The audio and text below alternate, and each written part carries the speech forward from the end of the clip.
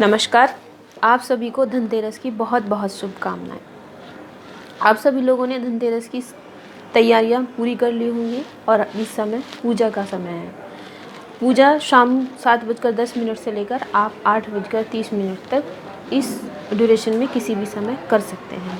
पूजा के लिए ये सबसे अच्छा मुहूर्त है। आज भगवान धन्वंतरी, भगवान कुबेर और यमराज की पूजा होती है। तीनों देवताओं की अलग अलग तरीके से पूजा होती है।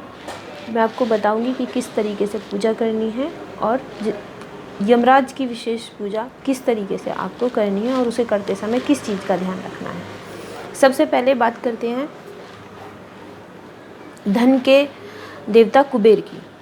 क्योंकि कुबेर धन के देवता हैं तो उन्हें इस दिन मनाना बहुत ज़रूरी होता है। ऐसा माना जाता है कि जिन लोगों पर कुबेर की दृष्टि होती है, कुबेर देवता जहाँ प्रसन्न होते हैं वहाँ पर कभी भी धन की कमी नहीं होती है। सबसे पहले चौकी लगाएं, चौकी पर लाल कपड़ा बिछाएं। लाल कपड़ा बिछाने के बाद उस पर थोड़े से फूलों के पेटल, पत्तियाँ डालकर भगवान कुबेर और भगवान धन्वंतरी को स्थापित करें। साथ में लक्ष्मी और गणेश जी की तस्वीर को भी स्थापित करें। इसके बाद हाथ में गंगाजल लेकर आचमन करें। आचमन करने के बाद में सभी भगवान जो आपने चौकी पर स्थापित किए हैं उन्हें रोली का तिलक लगाएं, चावल लगाएं और पुष्प अर्पण करें। खाने की कोई सामग्री जो आपने प्रसाद के तौर पर रखी हो, चाहे मिठाई हो सकती है, मिश्री हो सकती है, फल फूल इत्यादि चढ़ाएं। शुद्ध घी का दीपक जलाएं और धूप बत्ती जलाएं। और इस दिन एक सामग्री भी जलाएं ताकि आपके घर में जो भी नेगेटिविटी है वो दूर हो जाए। इन सब चीज़ों को जलाने के बाद में आप जितनी भी देर किसी एक कुबेर मंत्र या फिर किसी एक लक्ष्मी मंत्र का 108 माला या जब तक आप चाहें उसका जाप कर सकते हैं। इसके बाद लक्ष्मी की आरती करें। सच्चे मन से माँ से प्रार्थना करें, भगवान कुबेर से प्रार्थना करें उन्हें अपने घर में आने का और घर में सदैव रहने का उनसे प्रार्थना करें। इस तरीके से आपको भगवान कुबेर, लक्ष्मी और भगवान धन्वंतरी की पूजा करनी है। इस दिन जो आपने शॉपिंग की होगी, जो आपने नए बर्तन खरीदे होंगे, आप उस बर्तन में चरणामृत बना कर रखें या गंगाजल भर कर रखें, जिसे आप पूरे घर में छिड़कें और उसके बाद में सभी लोग घर परिवार के उसे आपस में प्रसाद के तौर पर थोड़ा थोड़ा ले लें। ऐसा करने से परिवार के लोगों का या जिसने भी वो प्रसाद ग्रहण किया है उनका स्वास्थ्य अच्छा रहता है। क्योंकि भगवान धन्वंतरी आज के दिन अपने हाथ में कलश लेकर प्रकट हुए थे और उनके कलश में गंगाजल भरा हुआ था और वो गंगाजल देवताओं ने पिया था, जिसको पीकर देवता अमर हो गए थे।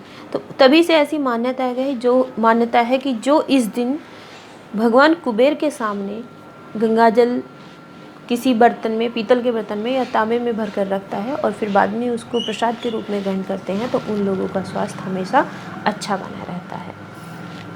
इसके बाद होती है यम की पूजा। वैसे तो हिंदू शास्त्रों में यम की पूजा नहीं की जाती, यम की पूजा वर्जित करना है। साल में सिर्फ एक दिन धनतेरस का ऐसा होता है जहाँ भगवान यमराज की पूजा की जाती है और उनसे किसी भी अनहोनी या अकाल मृत्यु न होने का आशीर्वाद मांगा जाता है। यमराज की पूजा करते समय आपको ध्यान रहे कि ये पूजा आप शाम को करें। उनके नाम पर पूजा में कोई तस्वीर या कोई चित्र नहीं रखना होता है, सिर्फ दीपदान करना होता है। सबसे पहले क्योंकि आज त्रयोदशी है तो त्रयोदशी को 13 दीपक जलाए जाते हैं। सबसे पहले आप 13 दीपक जलाएं और एक आटे का चौमुखा दीपक लें जिसमें 2 बत्ती को क्रॉस रखें।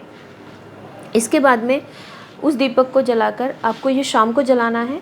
शाम को दीपक जलाकर अंधेरा होने पर दरवाजे के बाहर रख दें। किसी भी कीमत पे आपका दीपक दरवाजे के अंदर नहीं रहना चाहिए। आपका जो भी मेन गेट है उसके बाहर आप इसको रख दें। बाकी जो आपने दीपक, बचे हुए दीपक हैं, मिट्टी के दीपक आपने जलाए हैं 13, उनको आप घर के चारों कोनों में, 4 दीपक घर के चारों कोनों में जलाने हैं। एक आपको पानी के पास जलाना है, एक आपको अपनी रसोई में जलाना है, एक छत पे जलाना है, एक चौराहे पे जलाना है, एक पीपल के नीचे जलाना है और 2 दीपक अपने दरवाजे के दोनों तरफ रखने हैं। मैंने जो चौमुखा दीपक जलाया बताया है उसमें 4 बत्ती लगाकर उसे दक्षिण दिशा में रखना है।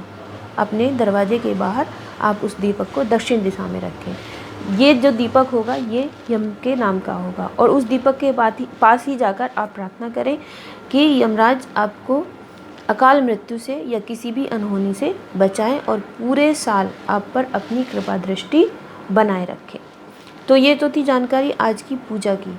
आज की पूजा में एक विशेष उपाय आप कर सकते हैं। जो लोग धन की अभाव में हैं या फाइनेंशियल प्रॉब्लम से जूझ रहे हैं उन लोगों के लिए आज की रात एक विशेष उपाय होता है।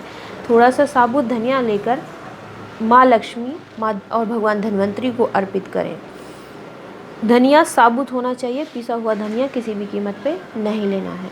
धनिया के दाने जो आपने भगवान धन्वंतरी और माँ लक्ष्मी को चढ़ाए हैं उन्हें उठाकर पूजा के बाद उन्हें आप इकट्ठा कर लें और घर में किसी गमले में बो दें और बाकी जो बचे हुए बीज हैं उन्हें लाल कपड़े में बांधकर अपनी तिजोरी में या जहाँ पर भी आप पैसा रखते हैं, अपने पर्स में या आप कोई बॉक्स में रखते हैं, जहाँ भी जिस भी जगह आप अपना पैसा रखते हैं या अपनी ज्वेलरी वगैरह सोने चांदी की रखते हैं, आप उनके बीच में उस धनिये को रख दें। ऐसा करने से सालों साल आपके ऊपर माँ लक्ष्मी की कृपा बनी रहेगी और धन का अभाव नहीं होगा। इतनी जानकारी आप आज की पूजा की। आप पूजा अच्छे से करें, मन लगा कर करें ताकि पूरा साल आपके घर में खुशियाँ रहें। इसी मंगल कामना के साथ नमस्कार। इन खबर चैनल को सब्सक्राइब करें और बेल आइकन दबाना ना भूलें।